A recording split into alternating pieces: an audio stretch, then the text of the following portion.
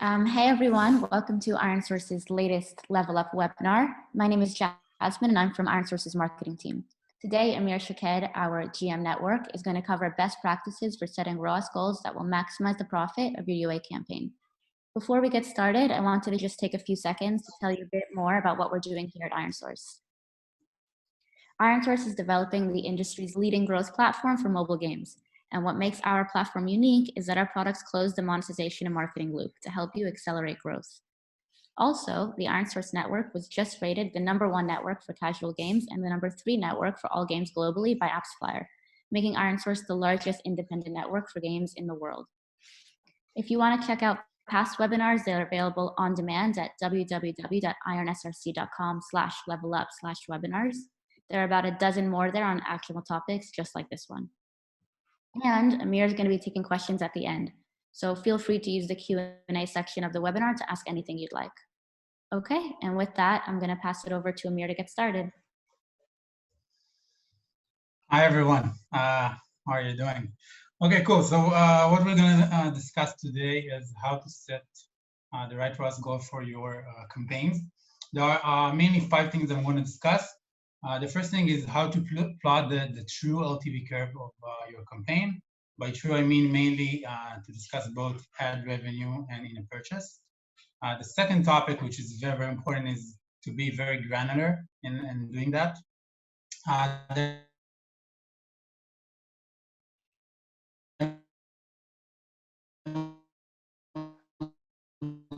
Goals. And the main line of this presentation today is how to maximize profit. And that's very important. And we're going to discuss this pretty in depth.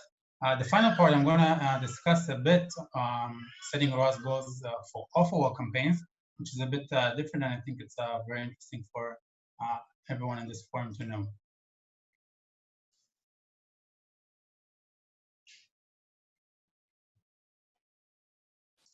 Moving to the next slide. Okay, cool. So before we get started, a few notes and clarifications. So first of all, this webinar, let's call it ROAS 102. So I'm not doing like a 101. I assume everyone here knows what's LTV. How do you use it? You run user acquisition campaigns. You use ROAS. You know what it is. So I'm gonna jump to a bit more advanced level, and that's important for all of us here to know in advance. So where we start is the how do we define our marketing strategy, and that's even before discussing ROAS and so on. And that's the first question that you want to ask yourself when you're starting your ROAS campaign, or maybe a different KPI. For example, if you're a hyper-casual developer that at the beginning wants to just be at the top of the charts, obviously ROAS is not the campaign for you, and at the moment all you want is scale. And you will use ROAS in a bit more advanced stage of your campaign, and it really much depends what you're after, right? So the marketing strategy is where we start. Also understanding what basically is your margin that you're aiming for, at least at the beginning, before you start the optimization process. So why is ROAS goal important? So again, I'm discussing campaigns that basically what you're after is increasing profitability. And this is like your main KPI. And this could really much depends on your game category. So you could be a hyper-casual developer that want to be profitable after 2 weeks, and you could be a slots developer that want to be profitable after 1 year maybe. And with a campaign like that, obviously you can't wait a year, right? Start buying and then wait a year to see how is your campaign performing. So you want to start optimizing as fast as possible. And this is why we're using the return on ad spend goal. Usually for in a purchase, we use day 7 as the benchmark. And for ad revenue, we use day 3 already. Why day 3, not day 7? Just because we can, right? Because on ads, once our game is based on ads, or mainly on ads, so we have so much data because users are watching, like most users will watch ad. It depends on the ad unit. If you have interstitial, most users will watch it, if not all. Unrewarded video, 30, 40, 50% will watch. And obviously you have a lot more data points compared to an in-a-purchase campaign where it depends on your game, but 2 to 5% of the users will be pairs. So much easier to start the optimization in terms of the data you have. That's why we use day 3 as a benchmark. So I'm going to talk a lot in this webinar about ad-based and IAP-based games that usually combine both, right? So what we have in ironSource is in our optimizer solution, we have basically 3 optimizers. One is dedicated for IAP only, the other for ad-based only, and a third one, which is I think a very important ingredient, is the combo optimizer, what we call, or you can do it also manually, although it's a bit harder, which is basically having one campaign that is optimizing both for ad revenue and IAP. So ROAS versus other KPIs, again, it really much depends on your category of a game or maybe non-game. And you could use other KPIs, so retention rate as an example. This used to be the main KPI ad-based advertiser used, let's say up until a year and a half, 2 years ago, when ironSource first introduced ad revenue measurement to the industry. And I think we know some other platforms today also share this data with you, right? That basically means you can use the user level data, right, or impression level data on users to try to optimize towards their return on ad spend. Basically, I would say today, 80 or 90% of the industry is optimizing using ROAS, while others might use retention or CPA if that's what makes sense for you. And ROAS is the main KPI in use today in the industry. ARPU and LTV, so basically LTV involves, it's ARPU, but involves prediction, what was going to be your LTV, lifetime value of the user. In this webinar, I'm using both examples, both of lifetime value and ARPU as well, because obviously we are not, as ironSource, we are not doing the prediction for all of the games, right? So we do have data. I'm going to present data like the averages that we see on our network, mostly using ARPU. That's important. And I want to finalize, and I'm going to mention it again later on in this webinar, is the fact that you need to challenge your KPI. So that means that this entire how to set up a ROAS goal for your campaign, it's an ongoing mission. Okay, it's not something a one-time job and then you have your goal. It's something that you always want to challenge. Everything keeps changes all the time. Could be based on the seasonality that is changing, or something within your game, or channels that you started buying with. So that's very, very important for you guys to keep on doing this optimization process and keep on trying to make your ROAS campaigns the most effective as possible. Great. So now we can get started. Plotting the true LTV curve. By true, I mean mostly looking at both in-app purchase and ad revenue. Okay, so ad revenue measurement. And at least, of course, for our clients, right, for ironSource, we deal a lot with, obviously, all of our publishers have ad revenue, a lot of the advertisers as well. I think we see a very interesting trend in the industry over the last year or two, where the heavy IAP developers are adding ads into their games as well, like huge names that are now have ads. And the other way around, right? We used to have we do have the IP casual developers. Some of them are trying to add in-app purchase ingredients into their game. So basically, we have a lot of developers having both in-app purchase and ads. Now, it really much depends. Like for each type of these advertisers, the in-app purchase or ads, everyone came with their own knowledge. So in-app purchase are optimizing for ROAS for 4, 5, 6 years. And we see that for many in-app purchase developers, although they have ads, they are not always optimizing in their campaigns for the ad revenue that they're getting. And that's important. Let's assume you have a game, an in-app purchase game, with 90% of your revenue coming from in-app purchase and another 10% coming from ad revenue. What we see in the market today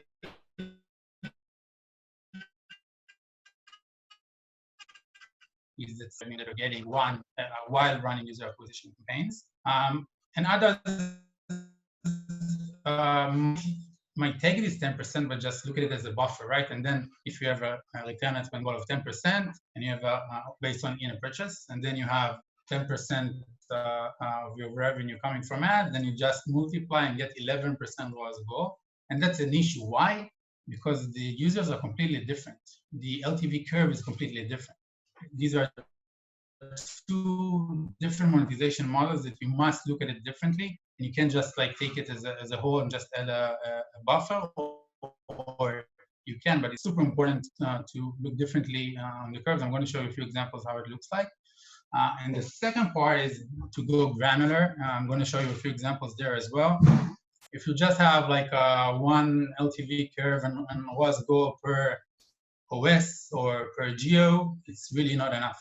Okay, and there are so many different breakdowns you can do to your data and try to really optimize, really find the perfect ROAS goal for your campaign. And I'm just going to share you a few examples that are much more, and it's something to think about when you're defining your goals. So let's look at the two examples from different genres. So I have a hyper casual developer and slots developer, or actually it's averages that we see on our network. So on the left side, you can see hyper casual. I have output here without the prediction for lifetime value, an average of 40 cents in the US, okay, and day 70. And you can see how the curve is pretty much already flattened. So it means that the lifetime value is not going to be much higher than that. You can also see how here it says UAR or ARM, ad revenue measurement. How big is it from the pie? So around 90% coming from ads. While in slots, we see a complete different picture. Day 70, obviously the value is also higher of 2.5.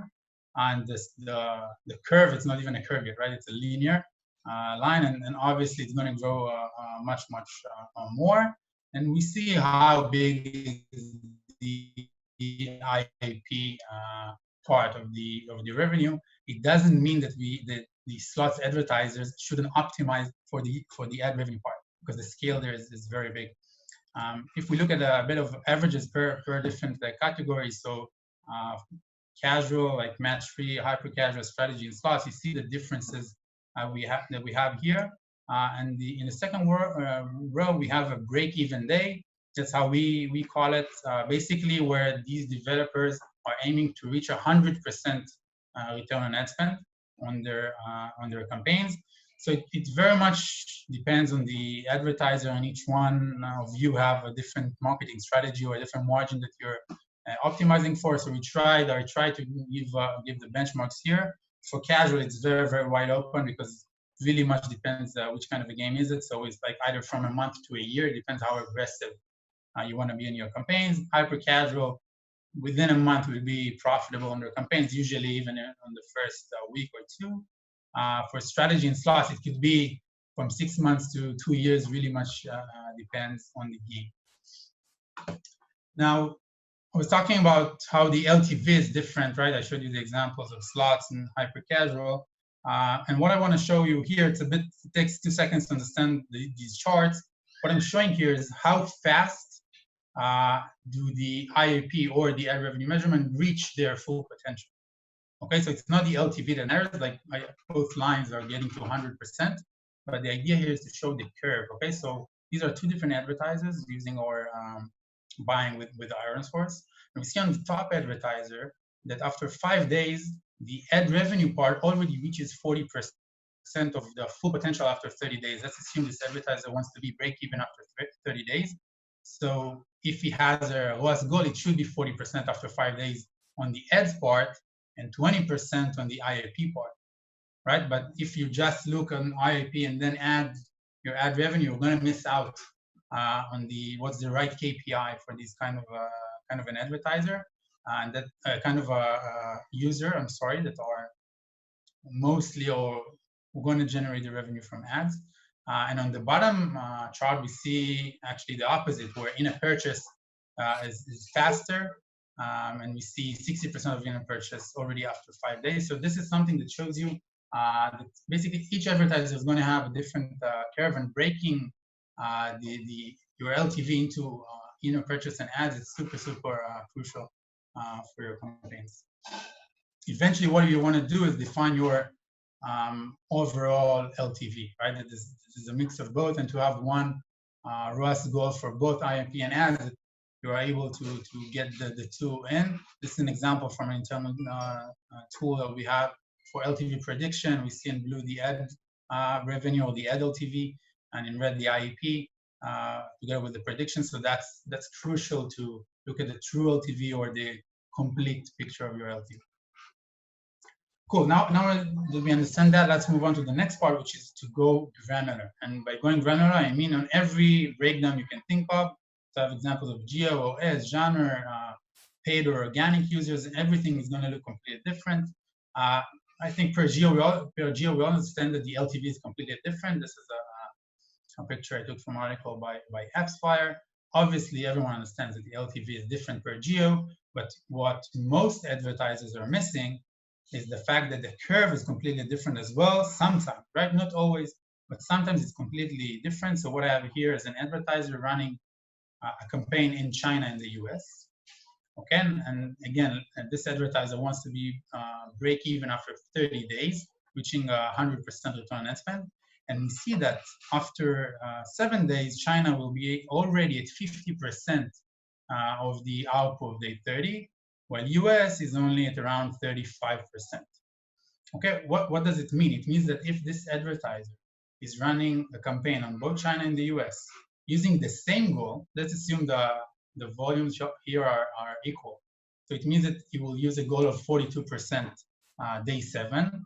And that means in China, this advertiser is gonna probably lose money, right? And in the US, it means that it can be much more aggressive with his bids and to grow even more and to increase profitability just by having the right ROAS goal for this geo. Okay, so I hope it makes sense. Just to show, not the LTV. So the LTV in the US is probably higher, but the curve is completely different. We see for this advertiser, the users in the US are generating more revenue after 20 days and later.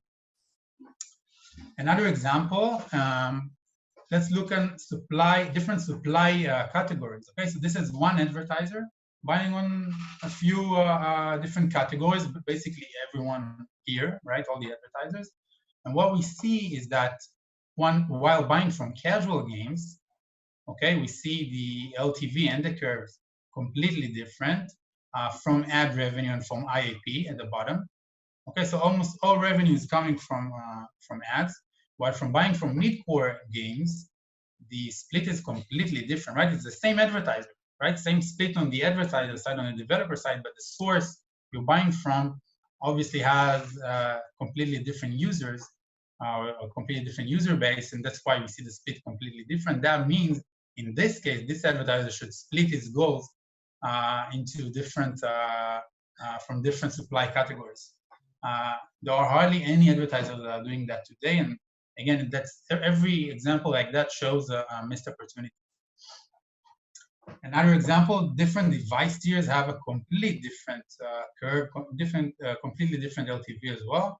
We see for this advertiser, after a few days, the low-end devices even have a higher LTV, and this is based on a lot of data, okay?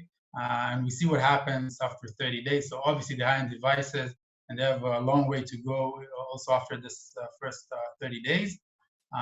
And by not having a different goal per device, it's another missed opportunity. And that's it. So I show you a lot of examples of different breakdowns. There are many more.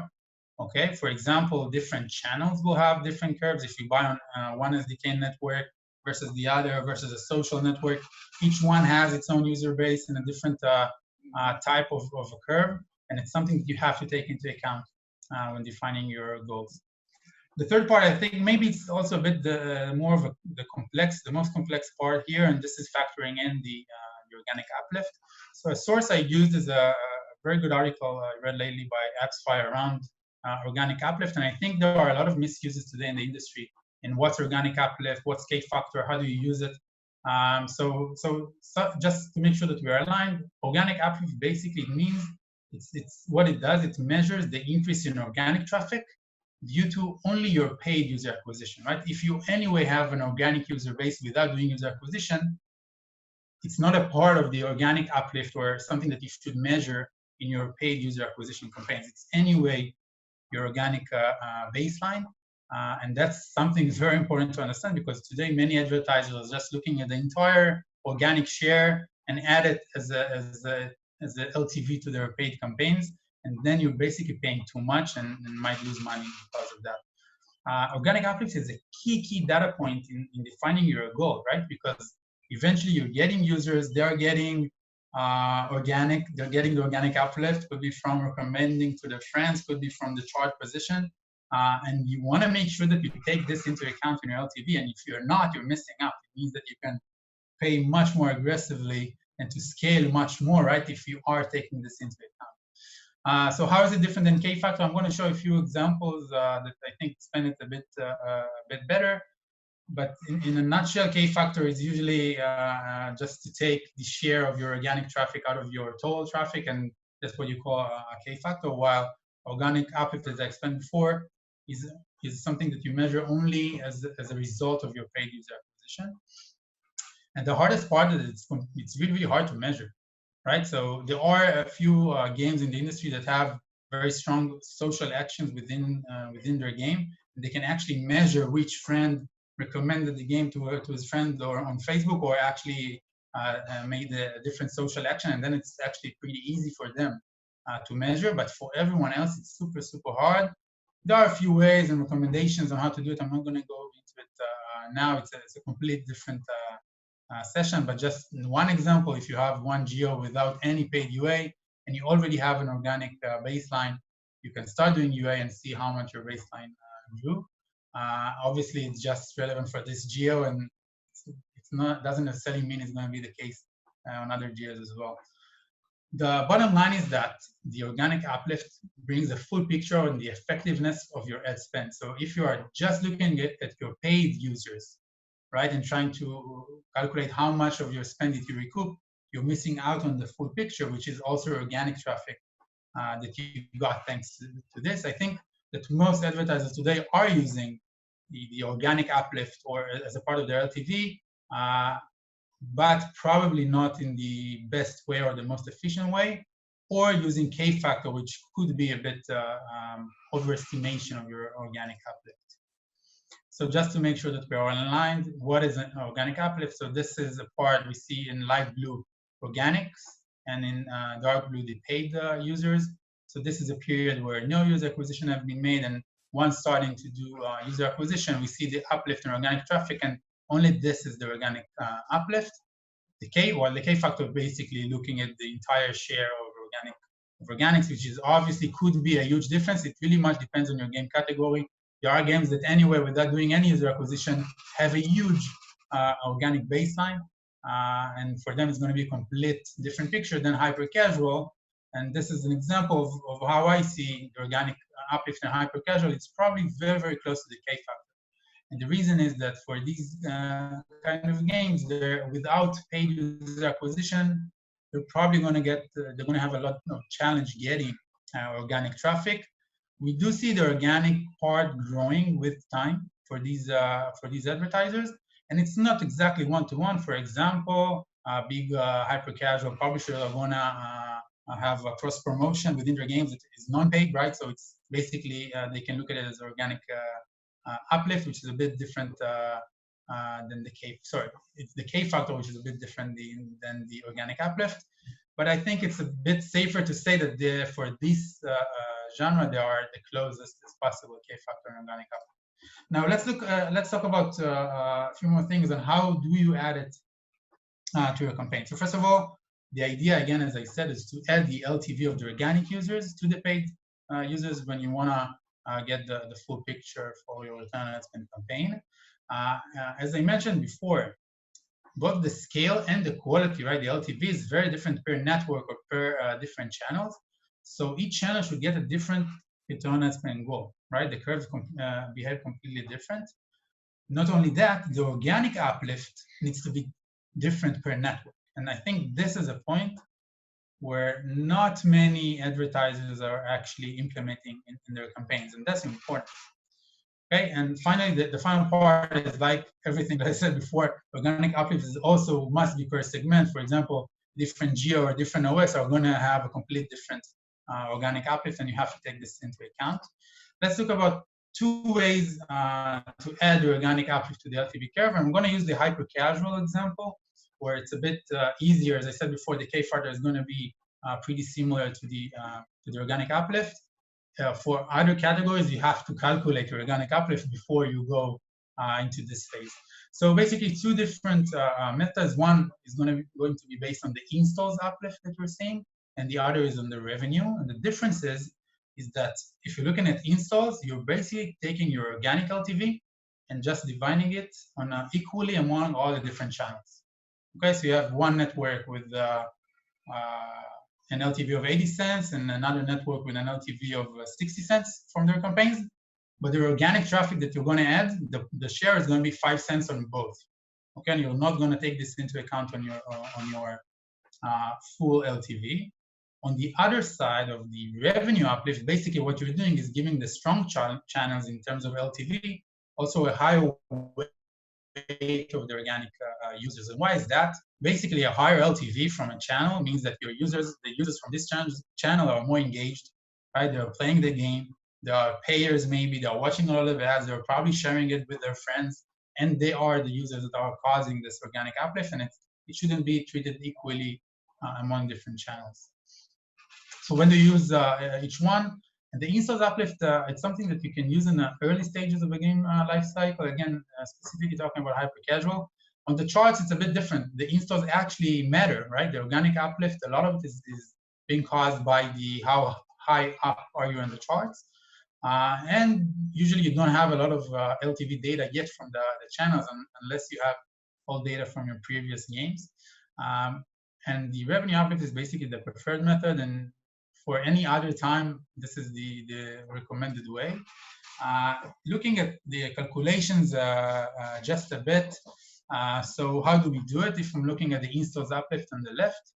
So first of all, we have to do it per segment, right? Each game, each OS, each geo is going to get a different calculation. First, we're going to look at what's our installs uplift, and we're dividing the organic installs by the paid installs.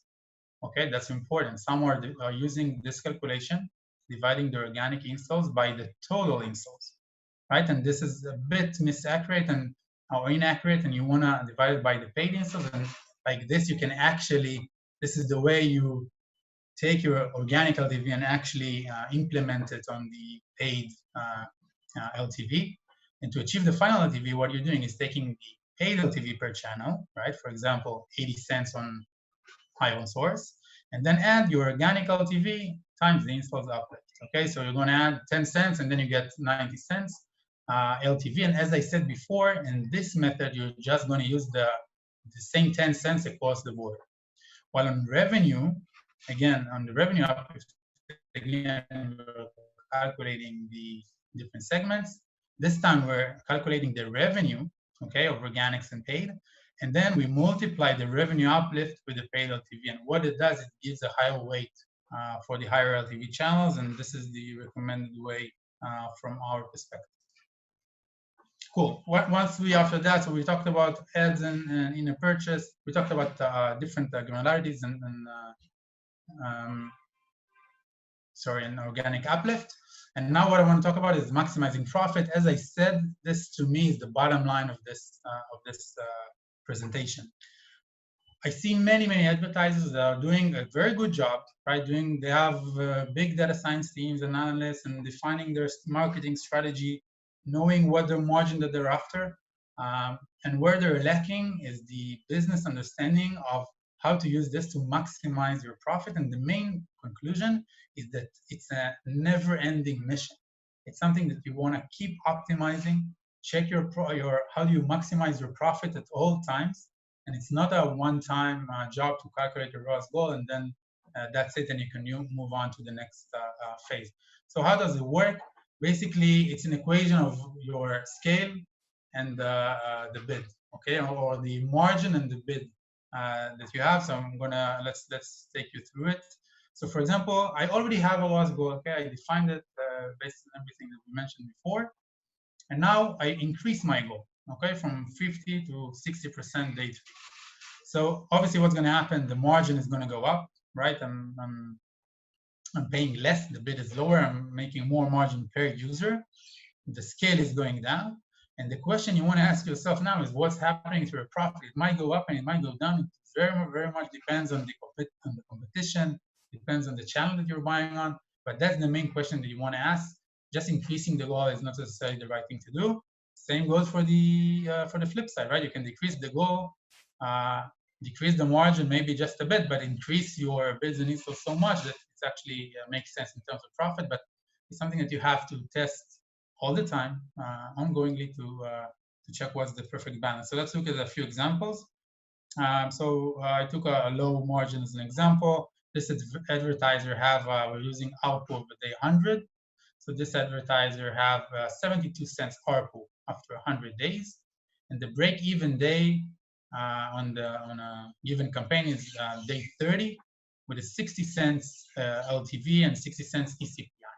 Okay, that means 16% margin, right? 12 cents per user. And let's assume for this example that the campaign here will achieve 15K daily, 15,000 daily users times the 12 cents per user, and that's 1,800 total profit a day. While we can, or this advertiser can decide to decrease his margin if it makes sense, right? It's a bit low, but it can still make sense. And they make 5 cents per user, but achieve 50,000 users a day, making a much higher profit. So that makes sense to this advertiser.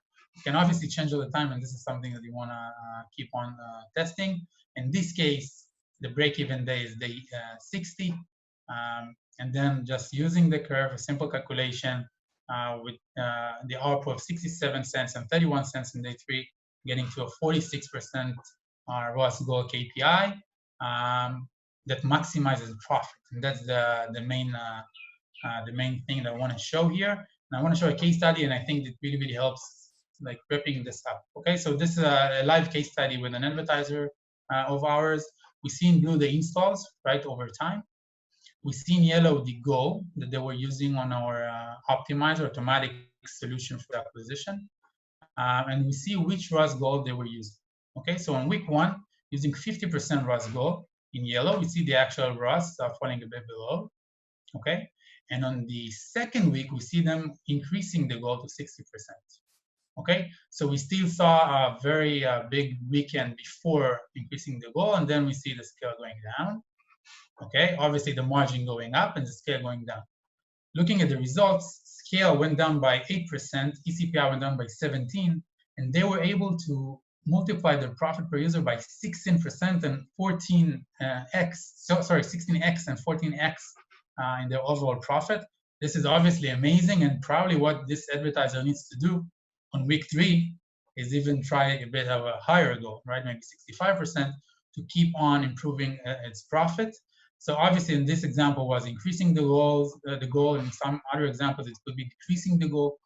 But that's the bottom line. It's always a balance. It's not just about your margin. It's always the balance of your goal, your margin, and your scale, and how can you maximize your profit. And there's no other way than just keep on testing all the time with all different channels.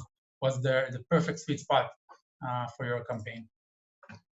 Wait, the final part I want to discuss is offers. So it's a bit of a different channel for those of you who don't understand or don't know what offers is. So it's a rewarded ad unit. Basically, the user will get a reward for completing an offer. Usually, it's CPE offers. So you might get a reward on the publisher's game for completing level 1 on the advertiser's game, or completing level 11 on the advertiser's game. And obviously, the reward is going to be higher on the deeper event.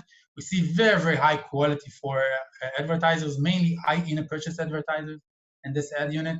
And it's very interesting also for ROAS examples and discussions. So what do we see? We see an advertiser with 2 different campaigns. You can run basically as much as campaigns as you want and try to A/B test between them. So in this example, complete level 1 or complete level 11. What we see here on the blue line, it's the output from the complete level 1 campaign, right? So it's around, let's say $5 in day 90. It takes 1 day to complete for the user, while the deep event takes 7 days to complete for the user, but you see what happens to the LTV. So there are less users that are actually completing the event, but the ones that are, the output is crazy, right? $60 output for the users here, and it takes 7 days to complete. That's amazing. Okay, so now when we want to analyze a bit more retention, you see the retention is much, much higher for the 7 days campaign. And we understand that 2 so much different campaigns should have a different ROAS goal. I can tell that today it's not really the case, and most advertisers are optimizing kind of to the same ROAS goal for different events, and that's very important to look at. So what do we see here? We see that today this campaign is actually obviously, or this advertiser, sorry, obviously they're paying different prices, but they're not optimizing to a dedicated ROAS goal per campaign. And what is happening today as a result is that the very successful deep event, okay, they're already recouping 100% ROAS within 20 days, while on the short event, it takes them 90 days to recoup. So probably where this advertiser wants to be is somewhere in the middle, maybe after 30 or 60 days to recoup his money. That means on the red line, on the complete 11 campaign, there's so much potential if we would just increase bids, right? Take much more traffic and grow profitability for this advertiser, which is the most important thing. While on the other side, this campaign is probably paying too much, right? On the level 1, they need to pay less in order to increase the margin and the profitability. So looking at this example, this is the level 11 campaign. Okay, this is the curve we look at today. Basically 200% ROAS within 90 days. It's pretty much a dream. And what we see here is that, and we have the calculations on the left side, right? So today it's actually 51% return on ad spend after 7 days. And this advertiser can use 32% ROAS in day 7 in order just to hit 100% ROAS within 60 days, right? So we see $45 that they can pay for the CPE, and we saw the output was almost $60. So obviously it makes a lot of sense. If you do this change, if this advertiser will change this goal like that. So yeah, if you heard me, I hope you did. So this is the example of the short event, right? Well, after today 90 days, they hit the 100% ROAS. They can easily take it down to 60 days, change the ROAS goal, increase the margin, and increase profitability. And I think this example, this is the same advertiser, right? Just using 2 different campaigns, and finding the perfect ROAS goal for each one is really key in optimizing user acquisition. Can you skip one slide, please, Jasmine? Great. So summing up, this is the final slide. So the main things that I mentioned during this webinar, the first one is always consider this. Obviously, if you have it in your game, always consider both in-app purchase and ads. Okay. If you have 90 or 95% of your revenue coming from one of the methods, great. You should still want to use the other method. As an example, if you're an IP game and you have just 5% ads and you're just not looking at them, you might lose a complete audience, maybe in a different geo. It's not doing any purchases, but are generating revenue from ads. So you want to look at both methods, and that's very, very important. Second one, I showed you a lot of examples. I have more if you want later. You have to go granular. It's a hard work. It's challenging. You need teams for that, analysts, data science, but it will optimize your campaigns, and you can in multipliers, you can have a much more effective user acquisition campaigns. Third point is the organic uplift, which is key to understand it and to really maximize this part, and really understanding it and how do you use it in your user acquisition campaigns. And the fourth point, which is again my bottom line, and I showed you a few examples, is maximizing profit. It's not about getting your initial margin policy and then basically live with that. It's something that you want to constantly check, constantly update, and find what's the perfect sweet spot and the balance between your margins and your scale, and how you can achieve the maximum profitability, which is probably the main goal for most of us here. That's it on my part. We can move to questions if there are any.